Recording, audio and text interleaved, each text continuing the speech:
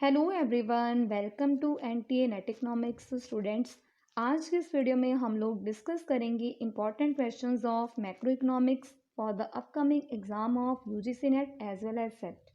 और अगर आप लोगों ने अभी तक टेलीग्राम ग्रुप को ज्वाइन नहीं किया तो आप लोग टेलीग्राम ग्रुप को ज्वाइन कर सकते हो। जो लिंक है वो डिस्क्रिप्शन बॉक्स में प्रोवाइड करवा दूंगी। So now students, let get started. So first is monetary policy is conducted by. जो मॉनेटरी पॉलिसी है उसको किसके द्वारा कंडक्ट करवाया जाता है? ऑप्शंस हैं union ministry of finance, reserve bank of India, C is NITI Aayog and D is both first and second. So monetary policy को किसके द्वारा कंडक्ट जो है वो करवाया जाता है? So as we all know कि जो मॉनेटरी पॉलिसी है इसको कंडक्ट करवाया जाता है बाय द आरबीआई, यानी कि रिजर्व बैंक ऑफ इंडिया के द्वारा मॉनेटरी पॉलिसी को कंडक्ट करवाया जाता है। So here B is the correct option.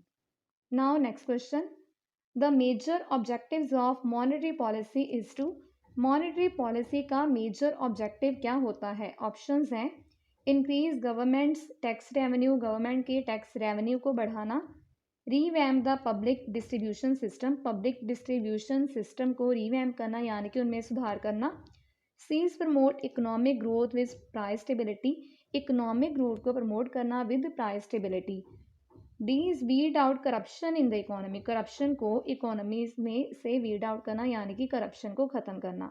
So the major objective of monetary policy is to promote economic growth with price stability.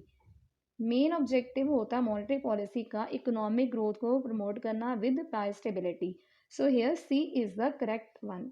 Now next question, which among the following is not a component of monetary policy in India? इनमें से कौन सा जो component है वो monetary policy का नहीं है? ऑप्शंस हैं repo rate, cash reserve ratio, credit rationing and D is public date.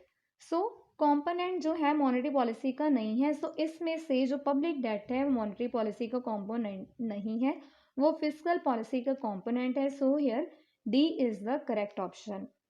Now next question is that which of the following rates or ratios is not covered under RBI monetary and credit policy? सो इनमें से कौन सी rate या फिर ratios को cover नहीं किया जाता under the RBI monetary और क्रेडिट पॉलिसी में? ऑप्शंस हैं bank rate, exchange rate of foreign currencies, repo rate या फिर reverse repo rate. So here exchange rate of foreign currencies is not covered under RBI monetary और credit policy. So RBI monetary और credit policy के under exchange rate of foreign currency को cover नहीं किया जाता। So here B is the correct option. Now next question, reverse repo means. So reverse repo का क्या मतलब है? ऑप्शंस हैं injecting liquidity by the central bank of the country through purchase of government security. So government क्या करेगी? Money supply को बढ़ाएगी। कैसे? सेंट्रल बैंक क्या करेगा? परचेज करेगा गवर्नमेंट की सिक्योरिटीज, जिसकी वजह से जो मनी सप्लाई है इकोनॉमी में वो बढ़ेगी।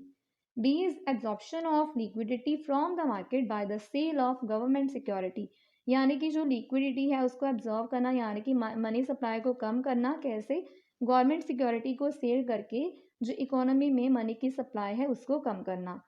सी is balancing liquidity with a view of enhance economic growth. So balance करना लिक्विडिटी को, मनी सप्लाई को, किसके लिए? इकोनॉमिक ग्रोथ को एनहांस करने के लिए, इकोनॉमिक ग्रोथ रेट को बढ़ाने के लिए। D is improving the position और availability of the securities in the market.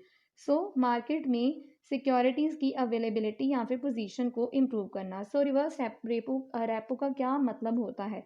So reverse repo में क्या होता है कि हमारा जो आरबीआई है वो कमर्शियल बैंक से जो लोन है वो लेता है, यानी कि absorption of liquidity from the market by the sale of government security.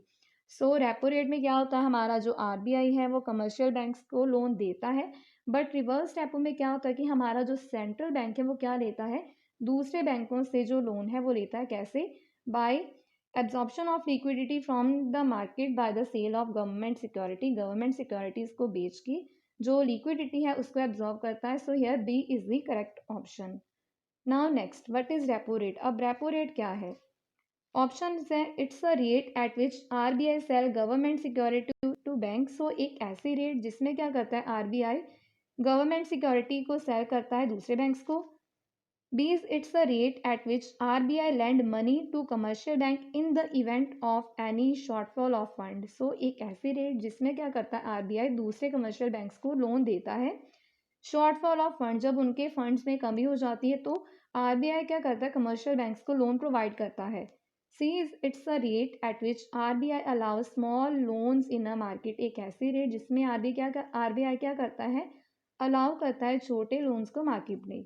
D is it's a rate which is offered by the bank to their most valued customer और prime customer. सो एक ऐसी रेट जो कि offer की जाती है banks के द्वारा अपने कस्टमर्स को या फिर प्राइम कस्टमर्स को। सो रेपो रेट क्या है? Repo rate is the rate at which RBI lends money to commercial bank in the event of any shortfall of fund. So एक ऐसी रेट जिसमें हमारा जो आरबीआई वो क्या करता है कमर्शियल बैंक्स को लोन देता है अगर उनके फंड्स में कमी हो जाती है। So here D is the correct option. Now next, which of the following statement is correct about marginal standing facility? So marginal standing facility के लिए कौन सी statement correct है इनमें से? Options हैं it is the rate at which the banks are able to borrow overnight fund from RBI against the approved government security. So एक ऐसी rate जिसमें क्या होता है बैंक्स जो है वो बोरो करते हैं आरबीआई से, जो है वो बोरो करते हैं अपनी अप्रूव्ड गवर्नमेंट सिक्योरिटी के अगेंस्ट जो है वो लोन लेते हैं। B is it's a primary instrument of Reserve bank of India for modulating liquidity and transmitting interest rate signals to the market. C is it's a facility to control liquidity due to excess foreign exchange flow into the country. So एक ऐसी facility है जिसमें liquidity को यानी कि money supply को control किया जाता है जब एक्सेस फॉरेन एक्सचेंज जो है वो आ जाता है कंट्री में। D is none of the above. So किसके बारे में पूछा गया है? Marginal standing facility. So marginal standing facility it is the rate at which the banks are able to borrow overnight funds from RBI against the approved government security. सब जब banks को एकदम से लोन्स की ज़रूरत पड़ जाती है लोन लेने की तो वो क्या करता है वो आरबीआई से लोन लेता है कोई गवर्नमेंट की सिक्योरिटी रख के, जो है वो आरबीआई से लोन जो है वो लेता है जब किसी बैंक को एकदम से ज़रूरत पड़ जाती है लोन लेने की। Now next question, increase in cash reserve ratio leads to, जब कैश रिजर्व रेशो जो है वो बढ़ जाएगी तो उसकी वजह से क्या होगा? Increase in bank credit, bank का क्रेडिट बढ़ेगा। Decrease in bank credit, bank का क्रेडिट जो है वो कम होगा। कांस्टेंट बैंक क्रेडिट यानी कि बैंक क्रेडिट कांस्टेंट रहेगा। एक्सेस बैंक क्रेडिट, ज़्यादा हो जाएगा बैंक्स का क्रेडिट। सो जब कैश रिजर्व रेशो को इंक्रीज किया जाएगा यानी कि अब बैंक्स को अपने पास ज़्यादा जो है वो रिजर्व के तौर पे कैश को रखना पड़ेगा तो इसकी वजह से क्या होगा अब बैंक जो है वो कम लोन दे पाएंगी अपने कस्टमर्स को, जिसकी वजह से क्या होगा बैंक का जो क्रेडिट है वो डिक्रीज हो जाएगा। So here B is the correct option. So आज के इस वीडियो में हम लोगों ने मैक्रो इकोनॉमिक्स की जो है मॉनेटरी पॉलिसी से रिलेटेड एमसीक्यूज किए हैं। सो अगली आने वाली वीडियोस में हम लोग किसी और टॉपिक के क्वेश्चंस करेंगे। So this was all about today's video. Thanks for watching.